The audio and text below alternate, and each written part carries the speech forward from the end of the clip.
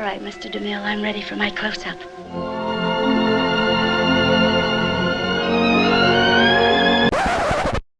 Bonjour tout le monde, soyez les bienvenus sur ma chaîne YouTube. Comment on commence une chaîne YouTube? T'es qui? Franchement, qu'on sache. Oui, je devrais peut-être commencer par ça. Je m'appelle Maxime, je suis comédien la plupart du temps. Je suis aussi scénariste et réalisateur. Et également éleveur de chihuahua. Zéro van. Je suis très sérieux. Mais ça, on en parlera dans une vidéo dédiée. Vous me connaissez peut-être via TikTok ou Instagram, puisque j'y poste une vidéo par jour depuis 1 an et demi. Mais j'ai décidé de lancer une chaîne YouTube. YouTube.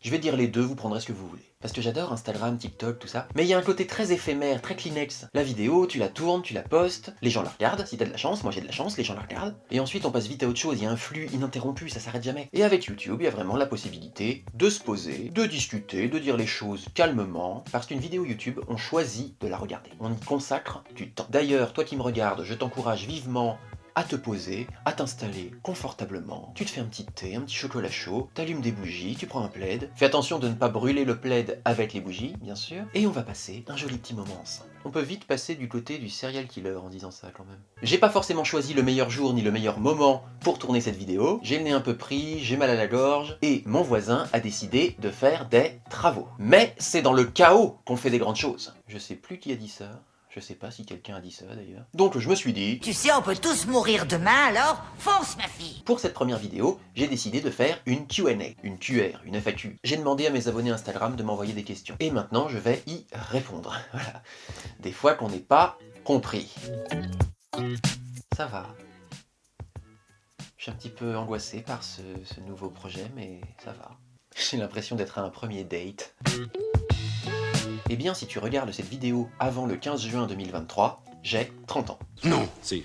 Oh ouais, je sais, j'en fais à peine 28. J'ai 30 ans, j'adore avoir 30 ans, c'est super. T'es beaucoup plus libre dans ta tête qu'à 20, 25 ans. On te prend plus au sérieux aussi. T'es plus en paix avec toi-même. Et donc t'es plus prêt à aimer les autres. Can I get an amen up in here? Amen. En revanche, les gueules de bois sont beaucoup plus violentes. Et il faut jamais te coucher après minuit, sinon le lendemain tu le payes.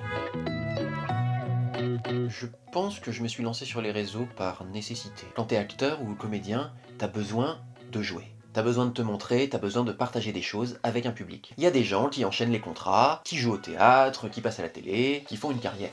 Moi, jusqu'à présent, j'ai une carrière en dents de scie. J'ai décroché mon tout premier rôle en 2015, c'était pour la série Sam avec Mathilde Seigné. Et là, je me suis dit, c'est bon, c'est parti quoi. Je vais enchaîner les castings, je vais enchaîner les contrats, et je vais devenir une star parce que c'est mon destin. Ça s'est tellement pas passé comme ça. Après ce rôle, j'ai rien fait pendant 1 an et demi. Ensuite, je suis rentré en agence de pub et j'ai enchaîné 3-4 pubs. Donc là, c'était cool, je me suis dit, ouais, c'est super, on aime ma tête. On m'aime, moi, en fait. T'as tellement besoin d'amour quand t'es acteur et quand t'as 25 ans. Sauf qu'après la 4e pub, il s'est rien passé pendant encore 1 an et demi. Je voyais des gens réussir autour de moi, parce qu'on adore se comparer aux autres dans cette société. Et moi, j'étais toujours au même point. Même je régressais. J'ai été la vedette d'une pub.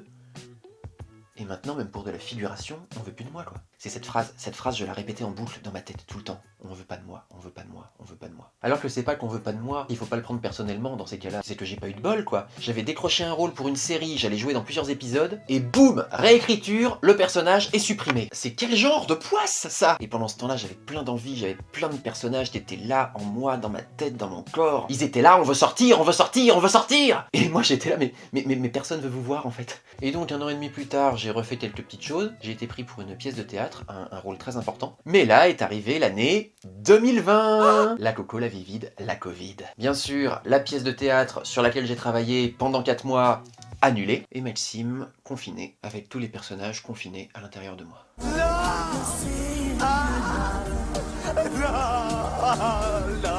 Et c'est à ce moment-là que je me suis dit, Maxime, mon petit Maxou, mon petit frisé, tu vas pas te contenter d'une pauvre figure tous les 3 mois, d'un rôle tous les 2 ans, tu mérites mieux, Maxime. Tu prends un personnage, tu prends ton téléphone, tu filmes le personnage avec ton téléphone, tu postes ça sur les réseaux, et puis boum! Et ça a plu. J'ai eu beaucoup d'abonnés très très vite. D'un coup, les gens aimaient ce que je faisais.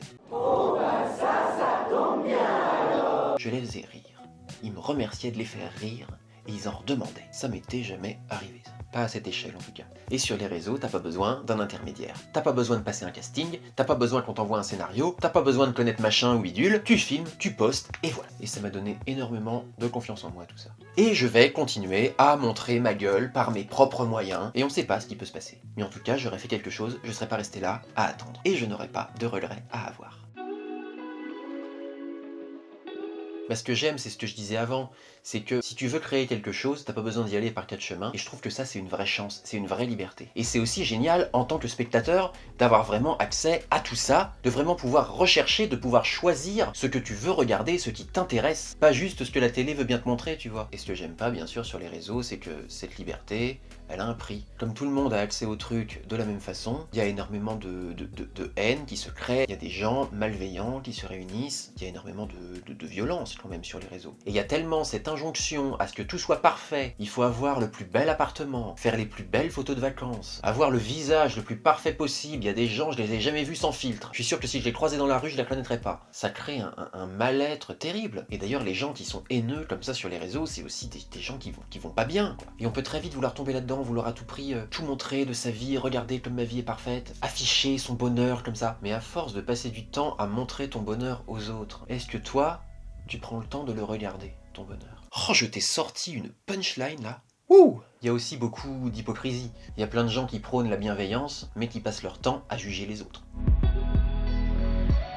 Je dirais que c'est ma mère. Ouais. Et moi, en deuxième.